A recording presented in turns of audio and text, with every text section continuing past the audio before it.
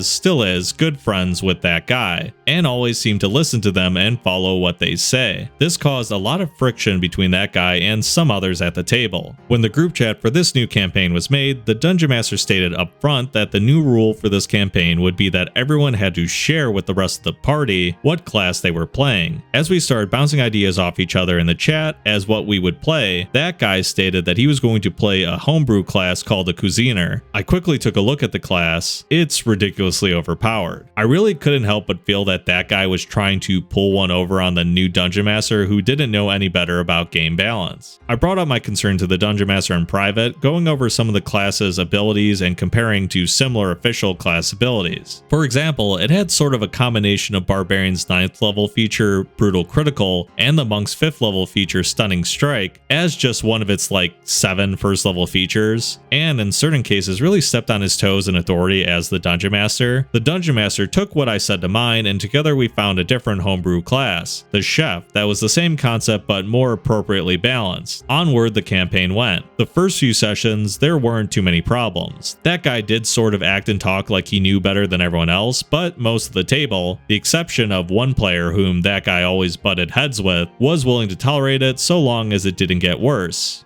But it got worse. That guy soon sort of developed a main character attitude, constantly leaving an area where the rest of the party is role-playing with each other to have the dungeon master concentrate on what he was doing, often building a nest as his character was the duck, for 20 minutes. This happened at least once, sometimes twice a session. He, depending on whose interpretation you ask, I didn't witness the interactions myself, criticized the player that he butted heads with for multiclassing to take a level of fighter on his 5 levels barbarian, claiming that they hadn't put enough effort into role-playing in order to earn it. Wait, let me get this straight. This is coming from the duck chef that you're not role-playing seriously enough to earn a pretty basic multi-class. The only role-playing as barbarian you need to do to pick something so close like fighter is to say, hey, usually I get angry. I should learn 1 or 2 techniques on how to swing my axe when I'm angry and not just swing it haphazardly. But to be fair, the duck is building nests. I guess that's in character probably, so he is role-playing very well even if it's a joke character. So maybe I'm being too harsh on him. Worst of all, that guy started consistently arguing against the dungeon master over rulings at the table. Because the dungeon master was new and that guy knew a lot about D&D, he would just concede or take that guy's argument or complaint for fact. The dungeon master also listened to my advice a lot. I had been helpful at the table, guiding the party to bite the plot hooks or offering my knowledge of rules when asked. I have most spells, class features, and stats and costs for weapons, armors, tools, equipment packs, and rules in general memorized. Because the dungeon master listened to me as well, I started arguing against that guy when I thought he was overstepping. For example, we had a boss fight against this necromancer. That guy left the necromancer's range and they cast inflict wounds as an opportunity attack. That guy, you can't do that. Unless he has the Warcaster feat, he can't cast a spell as an opportunity attack. Dungeon Master doesn't know what the Warcaster feat is, again, new to the game. It's an ability I gave him to cast inflict wounds when people leave his range. That guy, well, that's against the rules if you didn't specifically give him the Warcaster Warcaster feat, then they can't do that. Dungeon Master looks at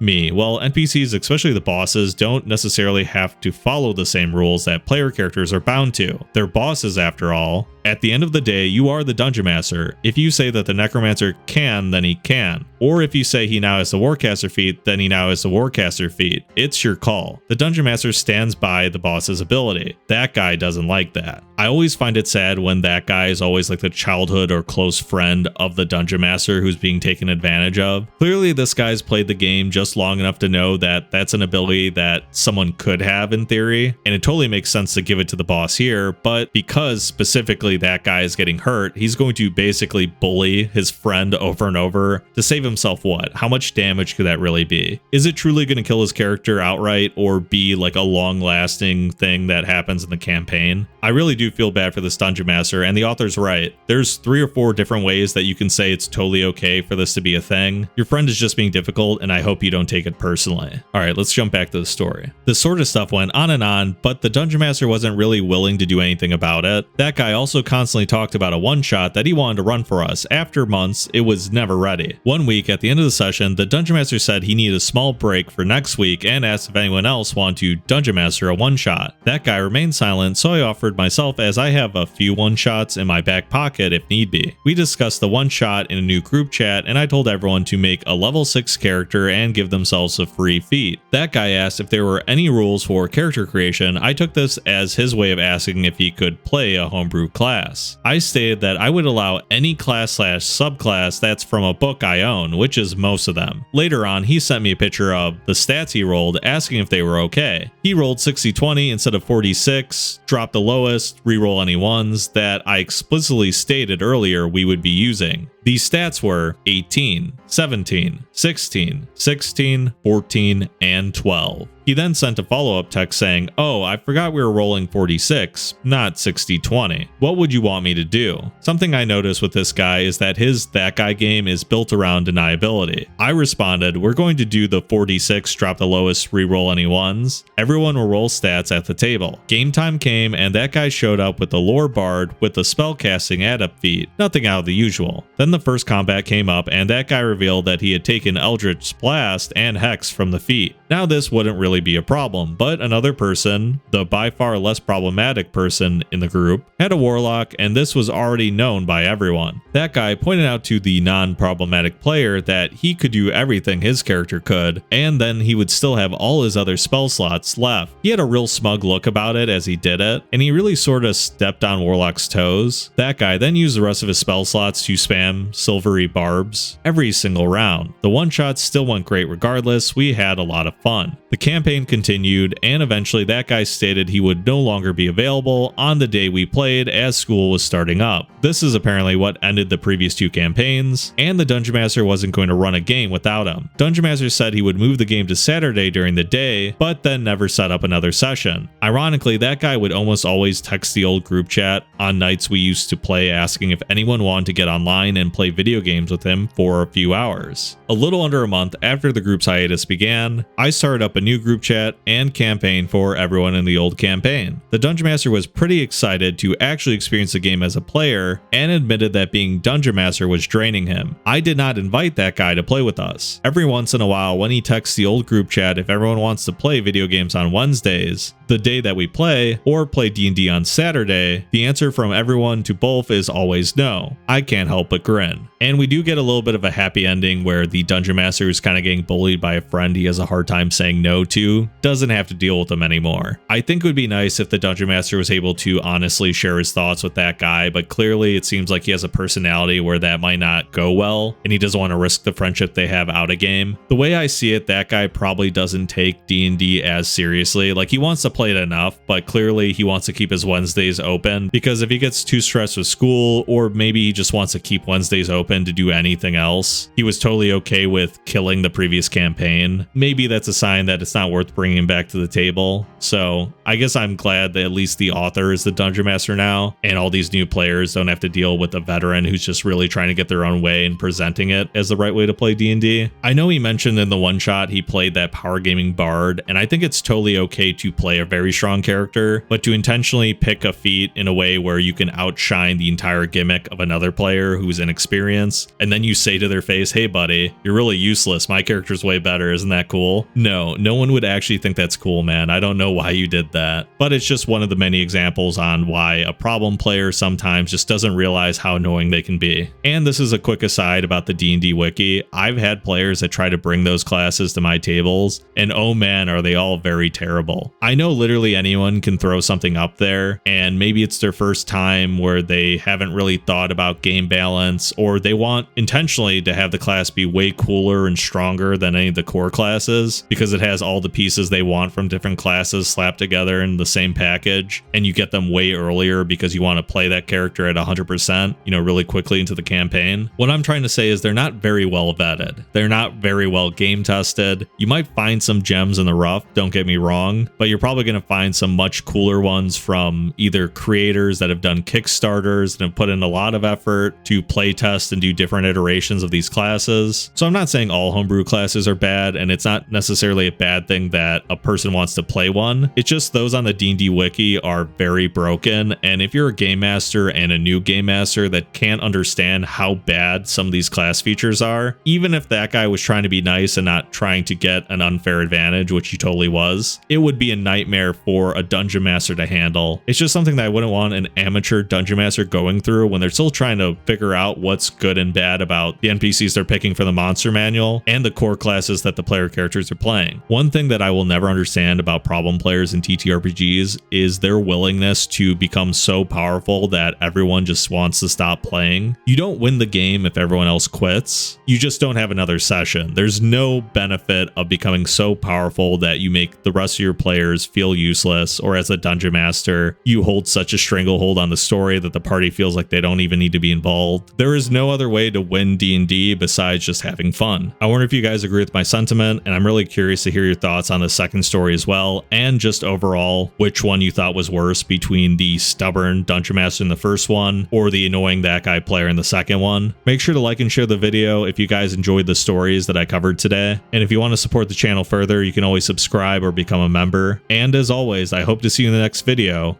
Farewell for now.